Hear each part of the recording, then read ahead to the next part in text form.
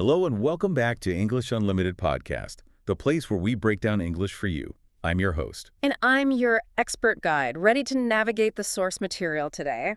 It's good to be with you. I am so excited for this topic. We are doing a deep dive into something I think was just so relevant. We're talking about the language of 1% daily improvements. That's right. Specifically, we're focusing on micro habits, consistency, and how the vocabulary around these ideas can actually lead to self-mastery. I love this because it speaks directly to a struggle I know I have, and I'm pretty sure a lot of you listening have it too. It's that paralyzing feeling when you're just totally overwhelmed by a huge goal. Right. You know, when you declare something massive, like, I have to master English fluency in the next 4 weeks. Oh, that's a classic. A recipe for burnout. It's a complete disaster, and it's that all or nothing track, isn't it? Maybe you miss one day of studying, life happens, you get a headache, and then that destructive cycle just kicks in. The cycle of guilt. Yes, the guilt. It's so heavy. And then the overthinking starts, and you feel like you've broken your consistency streak forever. We have this idea that discipline needs to feel like punishment. Or that it has to be extreme. That you have to push yourself to your absolute limit every single day. Exactly. But that whole mindset is it's exhausting. It's setting yourself up to fail. It's a fundamental misdiagnosis of the problem. That's the key thing to understand. We assume the learner is the problem, that we lack something. Like willpower. Exactly, but it's almost never the person. It's the method. If your method requires you to do 2 hours of deep practice every single day with no exceptions, that's just not sustainable for a real human life. So failure is basically built into the plan from the start. It's virtually guaranteed, Right. which is why the surprising truth we're going to unpack today is so critical. Which is? Discipline doesn't have to be hard work. In fact, the most effective discipline can be ridiculously easy. Okay, that sounds way too good to be true. Ridiculously easy. I'm intrigued. You're telling me we can redesign our goals so they're, irresistible? Precisely. And we're going deep on the self-awareness side of this, too. We're going to show you how changing one tiny word in your daily speech, Okay. specifically deciding to say thank you instead of sorry, can immediately improve not just your English fluency, but the confidence you project to the world. Wow. Okay, my brain is already spinning on that one. Yeah. That shift from guilt to gratitude. And speaking of specific language, you promised a little test for us later. I did. A pop quiz on productivity vocabulary. Right. Can you, right now, tell the difference between 3 key phrases? Chip away, put a dent in, and scrape the surface. I'm not sure I could define them perfectly. And that's completely fine. If you can't, don't worry. We're going to dissect them in so much detail, you'll be able to use them perfectly in your next business meeting. That's what I want to hear. These are the kinds of words that make you sound, more nuanced and professional. They unlock real psychological and business insight. The depth today is going to be incredible. I can't wait. But before we dive into the compounding power of 1% improvements, can I just ask you, our listener, one quick thing? Yeah. Please take a second right now to subscribe to English Unlimited Podcast and like this deep dive. That tiny action really does help more curious people just like you find the show. It really does. Thank you. Okay, ready to get started. Let's do it. All right, let's start with this core idea that's really driving a lot of the content we're seeing today. It's this concept you call dual-purpose acquisition. Yes. So we're seeing this huge demand for learning material that doesn't just, teach you English grammar, but at the same time, it gives you these valuable personal development strategies, like how to manage stress or handle feeling overwhelmed. So my question is, why is mixing these two things, rigorous language learning and psychological self-help, why is that so effective? Doesn't it just distract you from the main goal of learning the grammar? That is the perfect question to start with, because intuitively you'd think yes. You'd think adding another layer would just make it more complicated and distracting. Right. It feels like it would divide your focus. But actually it does the opposite. It solves the single biggest problem that plagues almost any kind of self-directed learning. And what's that? Consistency and adherence. Ah, consistency. There it is.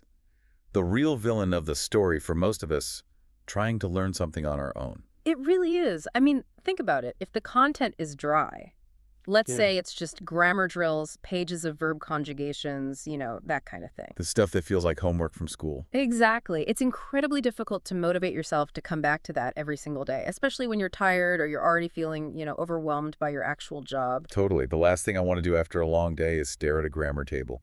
But when you wrap that rigorous linguistic practice inside content that actually helps you with your life, content that gives you tangible ways to manage stress or understand happiness, It changes the whole feeling of it. it transforms it. It stops being passive consumption and becomes a high-value investment in yourself. You feel like you're improving your life while you're improving your English. So the self-help part is kind of like the sugar that makes the medicine go down. Yeah. It's the motivation to show up. It's the intrinsic motivation, precisely.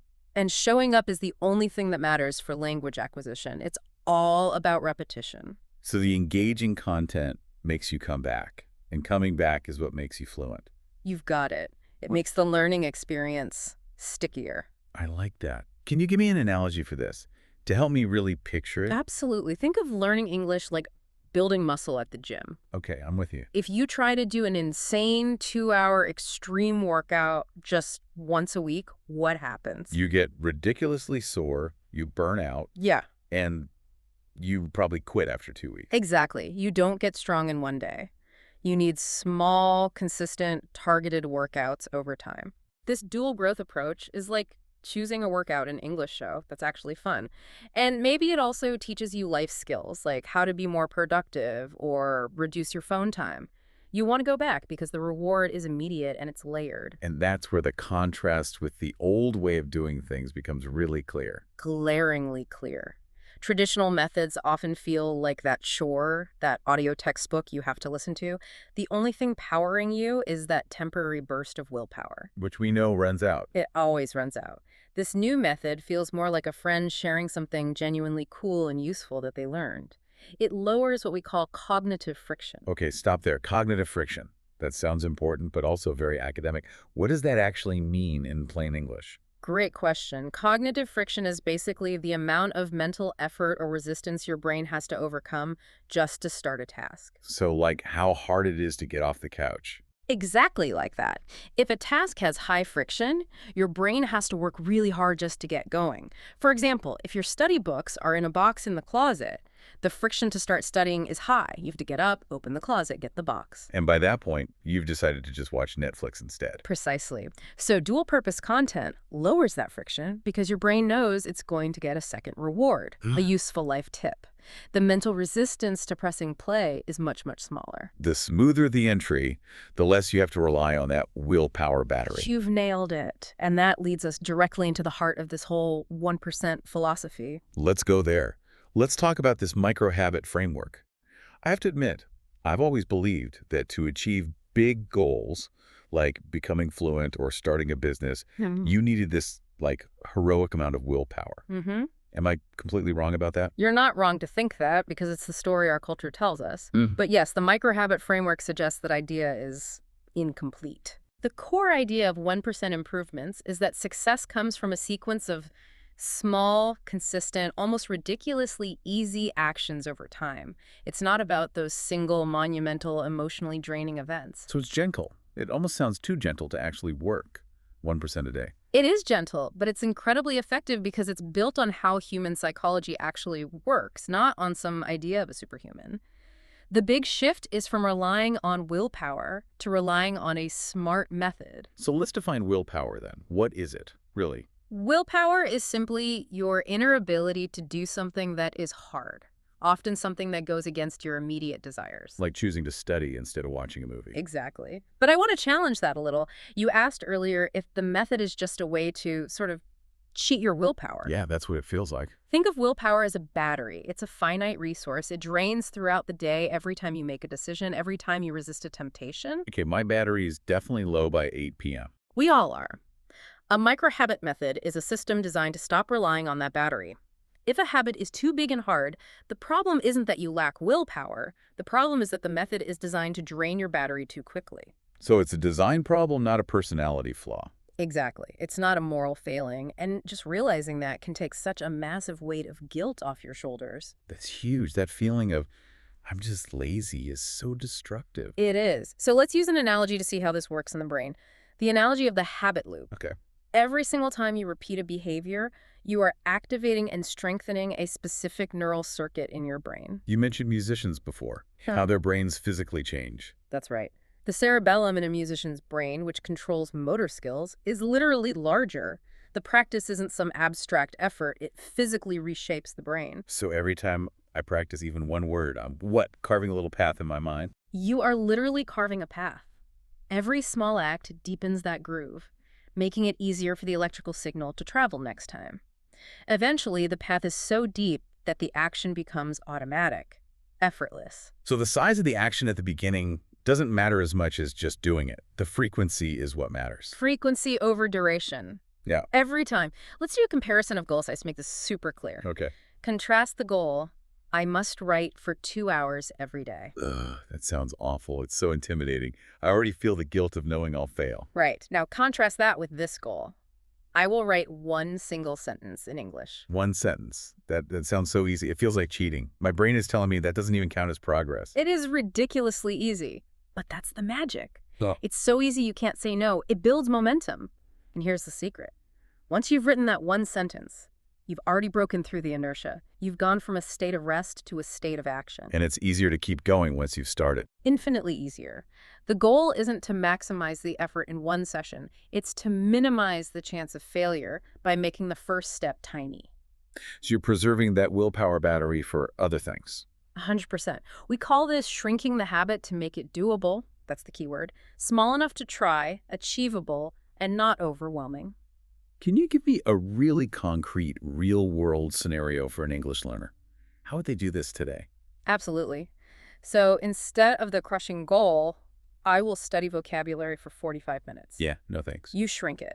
You commit to learning one new English word and using it in one sentence while you wait for your coffee to brew. Ah, so you're attaching it to something you already do. You're fitting it into the existing rhythm of your life. Or if you want to exercise, don't commit to a 45-minute workout. Commit to stretching for just 2 minutes. A small win is the spark. It's the spark that creates the momentum. It stops you from carrying that heavy cognitive load at the beginning, which is what causes that feeling of being overwhelmed. This makes so much sense.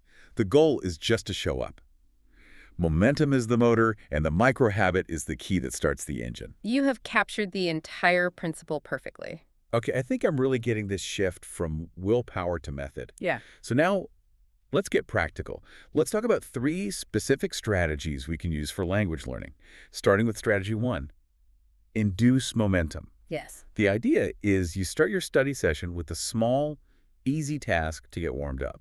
But I want to push back on this a little. Please do. If I just do a tiny, easy task, how does that actually help me start the really hard part? Like, if I have to read a complex article, isn't listening to a simple song first just delaying the inevitable feeling of being overwhelmed? That is a fantastic challenge. And you're right, the hard task is still waiting for you. But the tiny task isn't about delay, it's a psychological Trojan horse. A Trojan horse. Okay, explain that. It's all about bypassing your brain's procrastination circuit.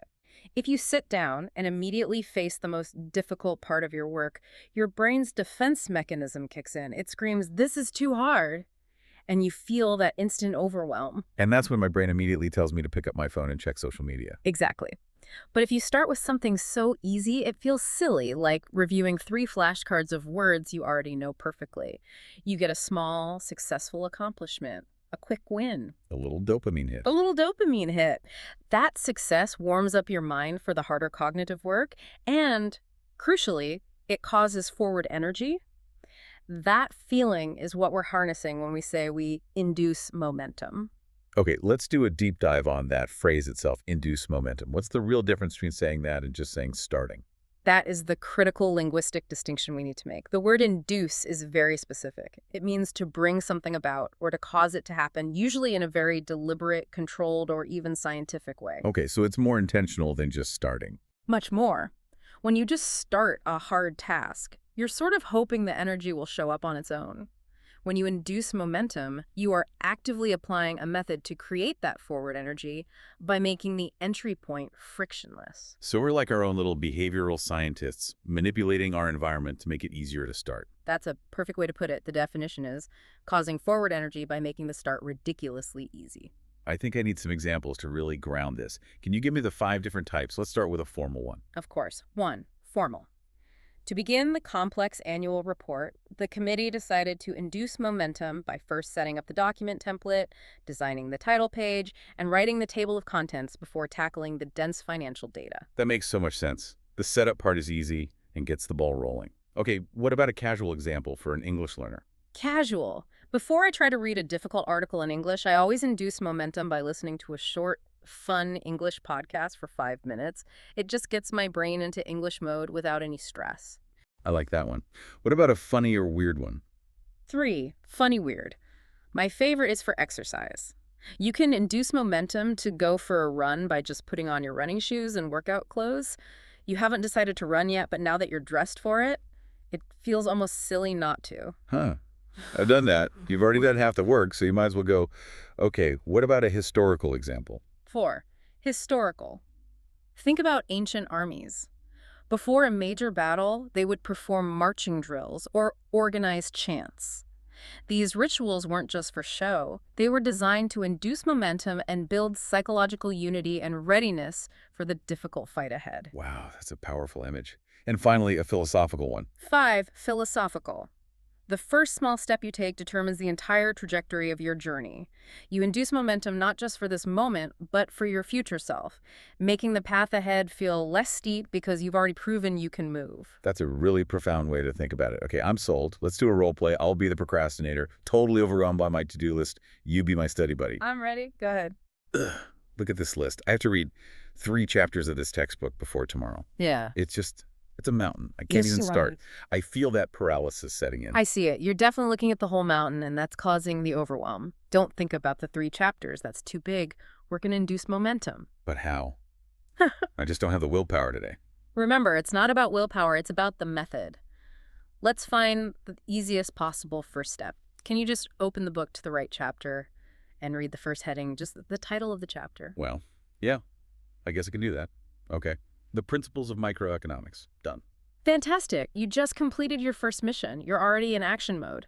Now, since you're already looking at the page, is it still impossible to just read the first sentence of the first paragraph? Now that the book is open, and I'm looking right at it, reading one sentence feels, well, it feels doable. Actually, yeah, it feels pretty light. And that's the feeling. That's you inducing momentum. You've successfully created the forward energy, and the resistance is so much lower now. That role play really makes it clear. It's a mental trick, but a really effective one. Yeah. Okay, last part of this deep dive. What are 5 common collocations for the word induce, and what's the nuance? Great. 5 powerful collocations are induce sleep, which is a medical term. Right, like with medication. Exactly. Then there's induce labor to start childbirth.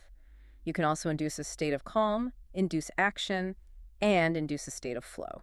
Those all sound very serious and scientific. That's the key nuance. Induce has a formal, often scientific or psychological tone. You use it when you're talking about deliberate, controlled causation. You wouldn't say you induced your friend to go shopping. You'd say you encouraged them. So use it for states and processes, not casual suggestion. Precisely. It's a high-register word, which is why it's perfect for describing a sophisticated behavioral strategy like this. Got it. Okay, let's move on to strategy 2. Mini missions. Yes. You said these are time-bound, hyper-specific goals. So what really makes something a mini mission instead of just a regular task? The difference is in the precision. A mini mission has to be narrow, it has to be measurable, and it has to have a strict time limit, usually about 15 to 30 minutes of intense, focused work. So it's not just study vocabulary. Never. That's too vague. A good mini mission would be, in the next 20 minutes, I will master the use of the 3 productivity idioms from this deep dive. So it has a clear finish line. You know exactly when you're done. Exactly. Or another example. I will practice shadowing 1 minute of a slow English podcast and then transcribe 3 of the sentences.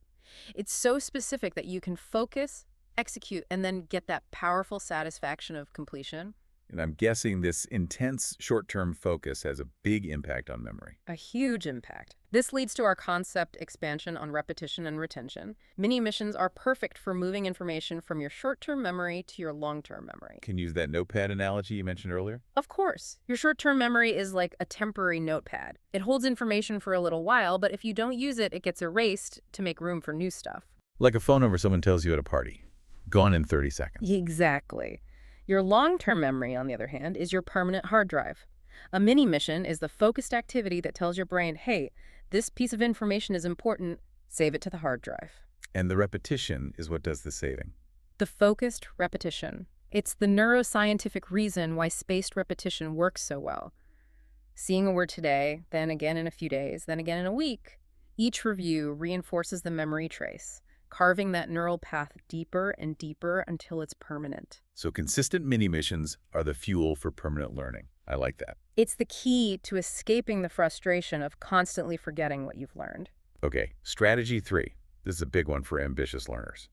Pacing and cognitive load. Yes, the listening speed debate. Right, I'm guilty of this. I want to listen to everything at 2x speed to learn faster. But you're saying that can be like self-inflicted pain. Wow. Because it goes against the principles of consistency. If you're constantly torturing yourself with content that's too fast and too difficult to understand, it just leads to frustration. And when you feel frustrated every day, you eventually quit. So speed is really about managing my cognitive load, how hard my brain has to work just to understand. Exactly. We need to split listening into two different types. First, there's intensive listening. Intensive, that sounds serious. It is. This is where you focus on precision and deep comprehension. For this, you should intentionally listen at slower speeds, maybe 0.5x to 1x. And what would I be doing during this slow, intensive listening? This is for activities like high-fidelity shadowing, where you're trying to mimic the speaker's pronunciation perfectly, or for transcribing, or for grammar mining, where you're actively looking for sentence structures. So you're going slow to go deep. Got it. What's the other type? Extensive listening. This is for building general fluency and getting lots of exposure. Here, you can listen at 1x to 2x speed, but, and this is the most important part, it must be comprehensible input. Comprehensible input. What does that mean in practice? It means you should already understand about 70 to 80% of what's being said. This is for content you listen to while you're doing chores or commuting. It's familiar, so it doesn't require intense concentration. So you speed up what you already know. You don't speed up what you're trying to learn for the first time. You've got it. Trying to learn brand new, difficult vocabulary at 2x speed is where the self-inflicted pain comes in. It guarantees you'll feel overwhelmed and give up. Slow, clear English is what sustains the daily habit. So speed isn't a measure of intelligence, it's a strategic tool. It is a tool to intentionally manage your cognitive load so you don't burn out that precious willpower battery. That clarifies so much. Thank you.